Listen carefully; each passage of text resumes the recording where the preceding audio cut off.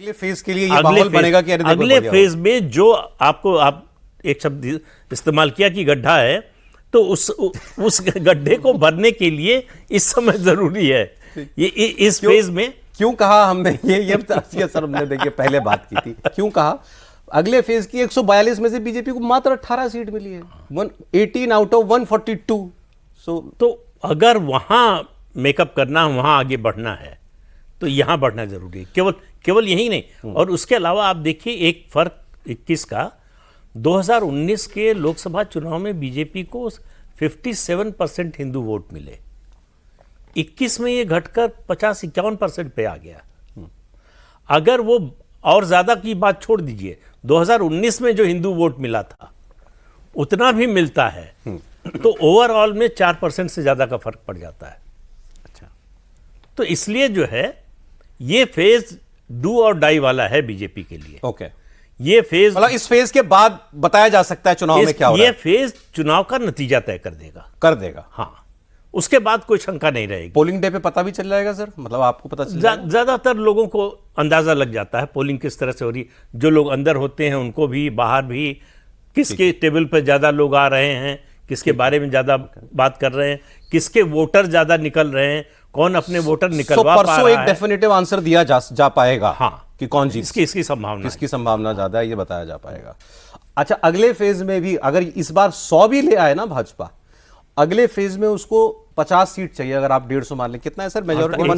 148 की मेजोरिटी है, तो 50 सीट भी 3 गुना होगा उसका पिछली बार के मुकाबले। कि पिछली बार 18 आई थी तो कम से कम 3 गुना सीट उसको लानी पड़ेगी। तो ये सोच लीजिए 2016 में 3 सीट थी, 77 पे कितने गुना गए थे? क्वाइट पॉसिबल, बिल्कुल अच्छी पॉसिबल है। अब मैं जो आपसे कह रहा था दूसरा, ये इलेक्शन कमीशन जो तैयारी कर रहा है, क्योंकि कुछ ऐसे आदेश आए हैं जो किसी और राज्य में नहीं आए, मैंने नहीं देखे कभी, देवेंद्र जी ज्यादा बताएंगे। अब ये एक ऑर्डर है, कल का ऑर्डर है, ठीक है, ये chief electoral officer West Bengal. ये ऑर्डर क्या कहता है? Imposition of restrictions on motorcycle riding, motorcycle चलाने पे पाबंदी। कब से? पोलिंग डे से 2 दिन पहले से। क्या होगी? 2 दिन पहले से no motor bike rally, bike rally नहीं निकलेगी। 2 दिन पहले से शाम 6 बजे से सुबह 6 बजे तक केवल इमरजेंसी की, मेडिकल इमरजेंसी या कोई फैमिली फंक्शन, इसके लिए आप मोटरसाइकिल निकाल पाएंगे, नहीं तो मोटरसाइकिल शाम 6 बजे से सुबह 6 बजे तक नहीं चलाएंगे आप। वोटिंग से 2 दिन पहले से सुबह 6 बजे से शाम को 6 बजे तक नो पिलियन राइडिंग, मोटरसाइकिल दिन में आप चलाओगे तो पीछे किसी को नहीं बैठाओगे, अकेला सिंगल राइडर होगा। और पोलिंग डे पर फैमिली को अलाउड है, और वो भी केवल पोलिंग टाइम तक, शाम को 6 बजे तक मोटरसाइकिल अलाउड है, फिर उसके बाद फिर बंद मोटरसाइकिल। अगर इसमें से आपको कोई एक्सेप्शन चाहिए, एग्जेम्पशन चाहिए, पुलिस थाने से जाकर के एग्जेम्पशन लाना पड़ेगा। और ये क्यों किया जा रहा है? To prevent source jamming. मैंने पूछा कि सोर्स जैमिंग क्या होती है? तो क्या होती है?